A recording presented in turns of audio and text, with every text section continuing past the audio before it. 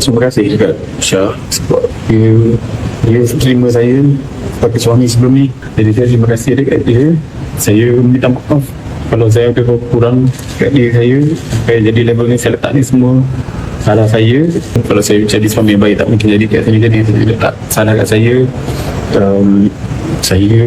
Saya tak tahu macam mana nak hadap jadi, tapi doa yang saya buat, doa saya untuk anak semua, untuk family saya, untuk family dia juga, saya minta maaf.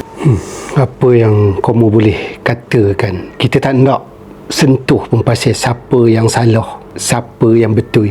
Apa yang teman nak sentuh ialah tindakan Kamal Adli ini memohon maaf secara terbuka di hadapan khalayak, menyatakan bahawa kelemahan dirinya sendiri yang menjadikan segala kemelut rumah tangganya ini yang akhirnya membawa kepada penceraian, menunjukkan bahawa dia ni mempunyai kesedaran diri yang cukup tinggi, rasa keinginan untuk bertanggungjawab, dan tak mustahil apa yang dia lafazkan itu mungkin langkah permulaan untuk mana tahu ada jodoh balik. Apa yang pentingnya, kita anggap komunikasi yang ditunjukkan oleh Kamal Adli ini adalah merupakan satu komunikasi yang cukup jujur dan permohonan maaf yang dianggap tulus. Bila ada je dua benda ini, dia sebenarnya dapat menyelesaikan banyak konflik. Tinggal lagi sekarang ini, permohonan maaf itu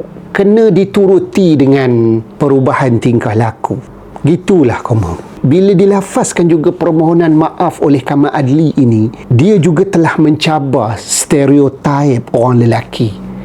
Biasanya susah orang lelaki ni nak tunduk kepada tekanan dan juga konflik seperti ini. Ini yang sangat bagusnya, perlu menjadi contoh lah kepada yang lain-lain yang berada dalam fasa seperti ini.